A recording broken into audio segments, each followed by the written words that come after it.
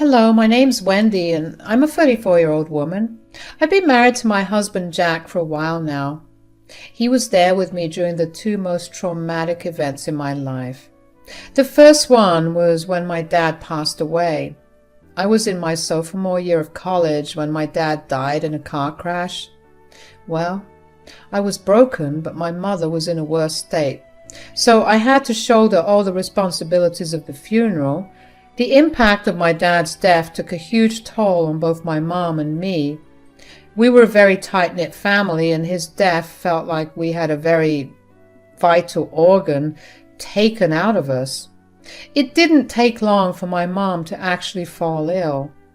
The months she was in the hospital were a mess for me. When my mom passed away, it was like I had lost my family entirely. When my dad died, I already struggled to grapple with my reality. To see my mom go as well was earth-shattering. Of course, I knew that I should have expected it, considering just how in love my parents were with each other. There was never a thing that both of them did by themselves. My mom died of heartbreak, and that was it. Both of them left me the family home along with a bunch of my mom's jewelry and my dad's art pieces. Of course, they were pretty valuable overall, but I would rather have them alive than the things that they left me. Jack was there with me throughout it all. He was there as I held my mother's hand when she breathed her last, and he was there during the nights after when I couldn't do anything but cry. Jack was a pillar of strength for me. He truly showed me just how much he cared for and loved me, and I was grateful. I felt a little less alone, and that in itself was a great feeling. Jack also helped me plan the funeral, the second one I had to plan in 2 years. You would think that it got easier, but it was even harder than my dad's funeral. I guess because with every step of the planning, I was only reminded just how real it was that both my parents were no longer there. If there was another thing I was grateful for, it was the number of people who turned up for the funeral and the sheer number of them who spoke about how great my mother was and how good my parents were to all of them there. While my parents weren't alive anymore, their deeds and words continued to live on with those who were still alive. The months following my mother's death were some of the hardest months of my life. I felt no drive to keep living. I felt like a huge chunk of myself was gone, and I felt all ability to function normally leave me. I quit my job, and Jack took on everything. Jack never complained once about having to shoulder all the responsibilities. He let me process my grief and supported me all the way through it, although after a month he saw no progress in me. He asked me to get help. "Darling, I'm very, very concerned about you." "Why? I'm fine." "When I left, you were asleep, and now that I got back from work, you're in the same place and still asleep. Did you even get out of bed?" "No." "That doesn't mean anything, though. I'm fine, I promise." "While I do believe you, I do think it's time to get serious about what you feel." "Jack, I lost both my parents in the span of 2 years. Of course it'll take some time to get over it. This is just the process of getting better." "I definitely understand that, but you haven't been able to get out of bed for the past 2 weeks. I know that grieving is a process, but you don't seem to be doing well." "Well, what do you suppose I do?" "Why don't we get you to see a therapist? Not anything for a long time, maybe a few weeks." "I don't know." "Look, I just want you to feel better because you don't deserve to feel so low. Maybe being able to talk to someone on a deeper level and someone who could even alleviate your symptoms will make you feel better." "But it's expensive." "Not a worry for you to have. We have more than enough money for it." "Could you maybe let me just think it over?" "Of course, darling." If I'm being really honest, I didn't want to go for therapy.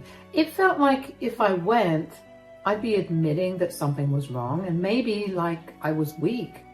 But the more I thought about it, the more I realized just how miserable I had been.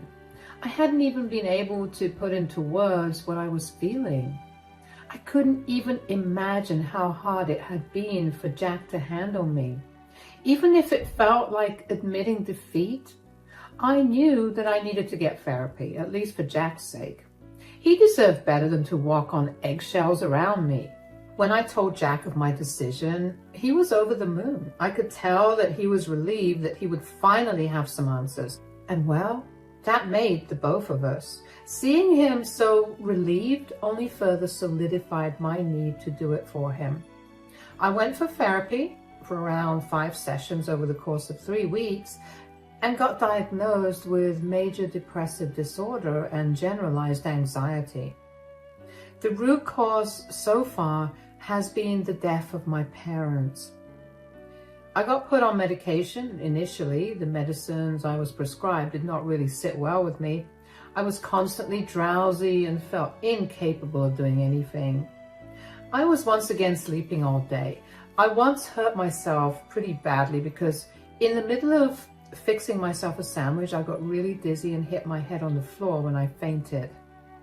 Thankfully, Jack was home when it happened, so he was able to give me the care that I needed. After that, I got my dosages and medicines readjusted. Because of what happened last time, Jack was too paranoid to let me be at home by myself. Jack had to go on a business trip to another state. He had cameras installed in the house so he could monitor me, but that wasn't enough of a consolation. He claimed that he would be busy most days with work and may not be able to watch me at all times, so he asked me if he could invite his mother to stay with me. I'm worried about leaving you home alone for this week. It'll be fine. I got everything readjusted and I should be fine. You still don't know if they work well for you. I took them today and I feel fine. It was only one day. You don't know how they'll work over a period of time. The day you fell, it was only by chance that I was at home. If that happens again, no one will be here to help you out. Jack, look, I know that you and my mom don't get along well, but I invited her to stay with you until I come back. Why would you do that? I told you that this is just another safety measure for you. I know that you're scared, but you know that your mother hates me, right? Hate would be too strong of a word, but this is my only option. I'm sorry, but please bear with her. What will you do if she does something even worse to me? I doubt that she will, but even if she does, we have cameras. We will put her in her place if she does anything that is truly horrible. I'll go no contact with her. I just want her to be here so I can go in peace.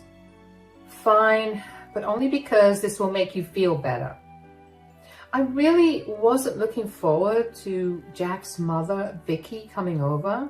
We did not have a good relationship, to say the least. Chris introduced me to her after we dated for about 6 months. She hated me immediately. She was pretty hostile towards me from the get-go. She always belittled me and tried to hurt me in every way that she thought she could.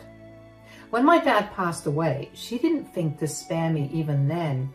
She could see that I was dealing with a lot of grief, but she would come over to Jack and I's place, and she would call me worthless and pathetic for being sad. I never said anything to her because I was at my lowest and I had no energy to defend myself.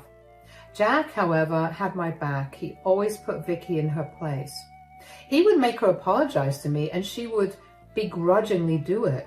Her apology didn't make me feel any better, but having Jack stand up for me did make me feel better.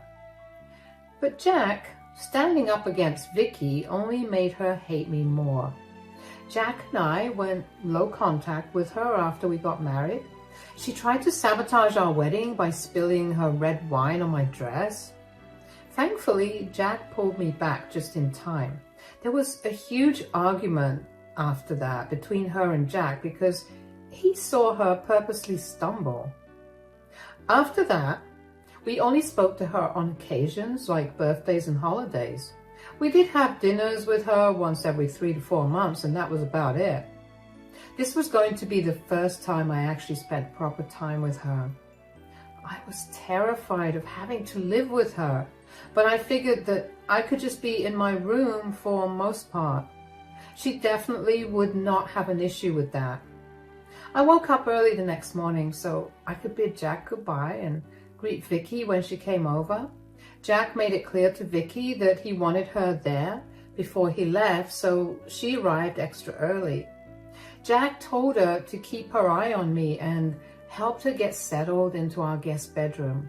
Vicky ignored me when Jack was there, and I already knew that things were going to not go well. After Jack left, it didn't even take 5 minutes after Jack pulled out of the driveway for Vicky to come into my room and start interrogating me. "So what's your pathetic excuse this time? Can't stay away from hubby for too long?" "I'm really in no mood to deal with you right now, Vicky. Could you please leave me alone?" "You heard your husband tell me to keep an eye on you." "Yeah, I think he meant for you to check in on me periodically and not actually intrude on my privacy." "I'll leave you alone when you confess what exactly you did for Jack to ask me to stay with you." "I got hurt because I was loopy thanks to my meds, and he was worried that it would happen again when he was away." "I got hurt because I was loopy thanks to my meds, and he was worried that it would happen again when he was away." There, that's it. Now can you leave me alone? "Meds? What kind of meds?" "Antidepressants. But does that really matter?" "Oh, wow. So you're an actual loser, huh?" "Can you stop with the insults? I'm going through enough and I don't need you to make things worse for me." "Oh, get over it. Your dad died like 2 years ago." "Well, my mom also died only months ago. I'm still reeling from the grief and I'm trying to get better. Can you cut me some slack?" "Oh, your mom died too." "Yes, Vicky, my mom's dead too. I don't want to hear any more insensitivity from you. Get out or I will call Jack." "So, is that why guys moved into their house?"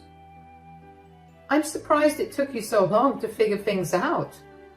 I just thought that you put your mother in an old age home. Anyways, what else did you get from them? You know, in their will." "That's very inappropriate to ask. Leave my room now or I will call Jack." "All right, whatever. I'll leave you alone." I tried my best to not show her how angry she made me feel with her insensitivity. I locked my bedroom that night because I didn't want her to actually come back after some time thinking I cooled down and ask me a bunch of even more invasive questions. Of course I knew that doing that mollified Jack's attempt to keep me safe, but I knew I was fine. The next morning, Vicky made a huge fuss about me locking my bedroom. She was apparently really scared that something happened to me and couldn't sleep at all. I did feel kind of bad, so I apologized and told her that I just wanted to be alone for a little while. Vicky made a comment about how I gave her slack about being insensitive when I was even worse with her. I didn't think it was appropriate to compare asking questions about my inheritance after just months of my mother's passing to me locking my door, but I held my mouth. I wanted this week to just get over without much worry. Well, that day, Vicky told me over lunch that she had been doing research about my condition, which she talked about like it was a disease, and told me that she believed that the medicines I had could be dangerous to me, so she would be the one giving me my medicines. Of course, I was very much against this. I didn't want anyone else but Jack and me handling my medicines, especially when they were powerful ones. I refused and she began screaming at me for being a pain. She called me a wonderful amount of insults and then decided to take it to Jack. I had spoken to him the night before and I knew just how exhausted he was from work. I didn't want to bother him with petty issues like this, so I caved and told her she could handle my medicines. The look of victory in Vicky's eyes scared me. But I consoled myself by reminding myself that it was only a matter of 5 more days. Well, that night after dinner, I suddenly felt really groggy. This was right after I took the pill that Vicky gave me. At that time, I didn't suspect any foul play on her end because why would I? Anyway, I told Vicky about how groggy I had been feeling, and she gently guided me back to my room. As soon as my head hit the pillow, I fell asleep.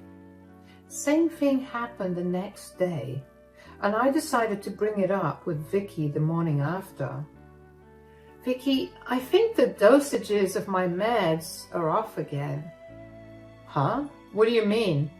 Well, they make me feel really groggy and drowsy. I've been waking up these mornings without even remembering when I fell asleep. Drowsiness is one of the symptoms of these medications, nothing that I would be too worried about. Okay, but last time when the dosages were off, I immediately went off them. I waited to get them prescribed to me again before I got started on them again. I should probably do the same thing again. Absolutely not. Why? Because I said so. Why does that matter? I don't want to toy with my body like this. Listen, you better think of Jack and how he has left everything in my care. The poor boy had been so stressed about you not calling, and I had to assure him that everything was fine. You feeling drowsy is just a confirmation that these medicines are working on you. Now, go up to your room. I'll not talk about this anymore. I may have been depressed, but I definitely wasn't stupid. Vicky's answers made no sense, and I knew that something fishy was happening. Vicky had been unusually jumpy. She did her best to stay away from the conversation. I tried to get her to talk about it again, but she dismissed me and told me that she had laundry to do. I tried to let go of my gut feeling, but my mind couldn't help but replay the panicked expression on her face. That's when I remembered the cameras that Jack had planted all across the house, excluding the guest room, for obvious reasons. I had access to the footage because I knew all of Jack's passwords. I decided to look at the footage from the time that I began to feel groggy.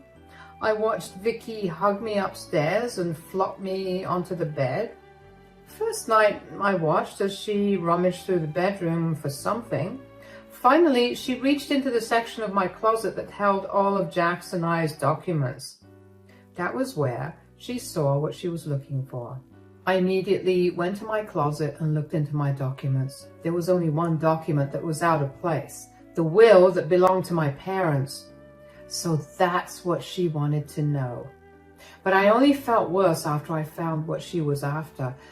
So I went back to watching the tapes. However, she never looked through my room ever again. I don't know why, but I had a nagging voice in my brain telling me to check the camera in what used to be my dad's office. I watched the footage with my heart pounding. I watched Vicky click pictures of certain art pieces and certain jewelry pieces, and over the next few days, she transported them out of the room.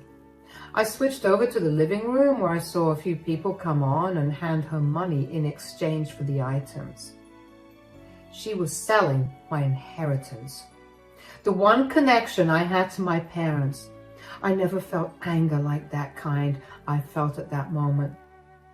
I wanted to confront her then and there, but I knew that I needed to play smart. First, I had to find out what she had been using to make me so drowsy. I reviewed the footage of the kitchen where our medicine cabinet was. I saw her reach to grab a bottle that didn't look familiar. I went down to the kitchen when I knew that Vicky was taking her afternoon nap. One look in the cabinet and I realized what she had been feeding me. Sleeping pills. Really strong ones, that too. I took a picture of it and decided to call Jack when I got back to the room. Oh, finally. Hi, honey. How's it going? Horrible. I have something big to show you. What is it? So you know how I haven't called you these past 2 nights? Yeah, I got really worried. Well, every day after dinner, I would get really drowsy. Vicky had taken over giving me my meds because she decided they were too dangerous in my hands. What the hell? So I accessed the security cameras all around the house and look at what I found. Oh, what? Jack, the reason I've been feeling so drowsy after my dinner is because Vicky has been drugging me with strong sleeping pills, and she's been selling my inheritance while I was passed out. Okay, look, I'm so sorry that I left you in her hands. I cannot even begin to apologize for it. I should have listened to you, but I want you to keep yourself safe. Fake taking the pill tonight. I'll be home tomorrow.